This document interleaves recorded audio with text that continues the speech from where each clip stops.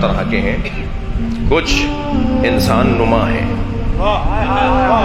جو انسان جیسے نظر آتے ہیں، انسان کی طرح ہیں مگر انسان نہیں ہے۔ میری یہ مثال پرانی ہے، تکراری اگر ہو تو مجھے معاف کریں، سوشل میڈیا کا دور ہے۔ جب فصل تیار ہو جاتی ہے تو کاشتکار ایک لکڑی پر قمیص چڑھا کر اسے کھیت میں گاڑ دیتا ہے تاکہ جانور سمجھیں کہ انسان کھڑا ہے، جبکہ وہ انسان نہیں ہوتا۔ جانور سمجھ رہے ہوتے ہیں کہ انسان ہے، دور دور رہتے ہیں، ڈرے ڈرے رہتے ہیں۔ ہمارے معاشرے میں بھی کچھ لوگ ہیں کہ جو چلتے پھرتے تو انسانوں کی طرح ہیں، بولتے بات کرتے انسانوں کی طرح ہیں، خرید و فروخت بازاروں میں بھی ان کے انسانوں کی طرح ہیں، مگر وہ انسان نما ہیں۔ اچھا، میں زیادہ کہوں گا تو اسے شاید تبرہ میں شمار کر لیا جائے، تو میں مولا علی کا فرمان سنا دیتا ہوں۔ مولا فرماتے ہیں میتیں دو طرح کی ہوتی ہیں، کچھ لیٹے ہوئے جنازے، کچھ چلتے پھرتے جنازے۔ جس کا ضمیر مر چکا ہو وہ مردہ چلتا پھرتا ایک جنازہ ہے، جس کا احساس مر جائے وہ ایک چلتی پھرتی ایک میت ہے۔ انسان نما لوگ، انسان جب انسان نمائی سے، اچھا یہ لفظ میں نے کہہ دیا تو اس سے لطف لینا چاہ رہا ہوں۔ انسان نمائی، جی، نماز نمائی، حج نمائی، تھوڑا سا کان بند کر کے سنیے گا، ماتم نمائی، سنا تو نہیں کسی نے؟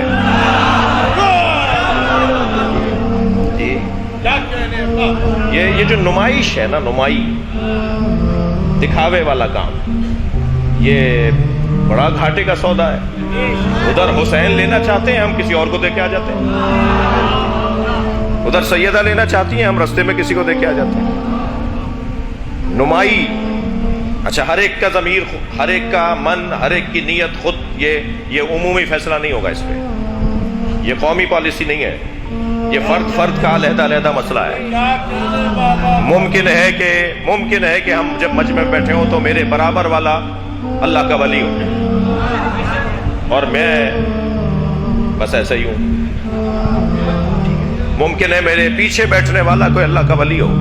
اسی لیے خبردار، جب مجلس میں آئیں تو کسی کو حقیر نہ جانے، کسی کو حقیر نہ جانے۔ ویسے بھی پھٹے ہوئے کپڑوں میں اگر کوئی ہو تو اسے دھکا نہیں دیجیے گا۔ اللہ نے اپنے ولیوں کو فقیروں میں چھپایا ہے۔ اللہ نے مجھے بھی الحمدللہ سواری دی ہے، وہ اور بات ہے کہ 2 سال بعد قسطیں مکمل ہوئی ہیں، اور الحمدللہ آپ کے پاس بھی سواریاں ہوں گی، مگر دونوں بغلوں میں خربوزے نہیں لیے جا سکتے کہ میں بڑی گاڑی میں بھی بیٹھوں، اونچے مکان میں بھی رہوں اور اللہ کا ولی بننے کی خواہش بھی کروں۔ اگر مجھے اللہ کا ولی بننا ہے تو پھر مادی دنیا سے ہاتھ اٹھانا ہوگا۔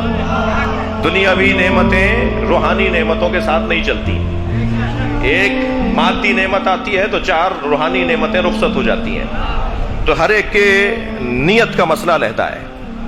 تو یہ جو نمائی والا مسئلہ ہے، اس سے میں گزر جاؤں تاکہ یہ وادی، ویسے وادی جلانے والی وادی ہے، تو اس سے پہلے کہ میرا کچھ جلے، کسی کا دماغ نہ جل جائے، تو میں بس یہاں سے گزر رہا ہوں کہ ایک ہے انسان نما، اور جب یہ انسان نمائی سے نکلتا ہے تو پھر انسان والی منزل پر آتا ہے۔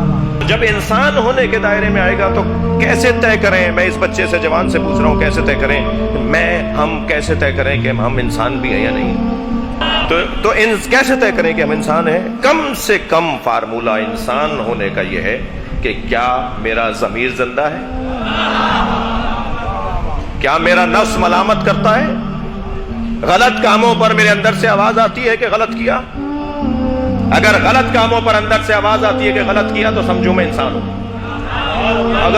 اگر ایسا نہیں ہوتا، بڑے بڑے کام ہو جاتے ہیں اور احساس بھی نہیں ہوتا، تو پھر یہ انسان نما ہے۔ انسان کی تعریف ہو گئی، اب یہ ہے انسان نمائی اور ایک انسان ہونا، مگر ہم انسان ہونا تو نہیں چاہتے، ہم تو کچھ اور چاہتے ہیں۔ اس کے بعد کا مرحلہ ہے انسان کامل، اور اس کے بعد کا بھی مرحلہ ہے جس سے بڑی کوئی ڈگری نہیں ہے، وہ ہے انسان اکمل۔ انسان کامل، توجہ، انسان کامل اور انسان اکمل۔ اچھا، انسان نما تو آپ نے مجھ سے سن لیا، انسان بھی آپ نے سن لیا، یہ انسان کامل اور انسان اکمل کو میں کیسے روشن کروں گا اپنے بچوں اور جوانوں پر؟ انسان کامل اور انسان اکمل کے لیے اگر مجھے اجازت دیں تو جملہ صرف یہ کافی رہے گا کہ انسان کامل کو مالک اشتر کہتے ہیں اور انسان اکمل کو علی کہتے ہیں۔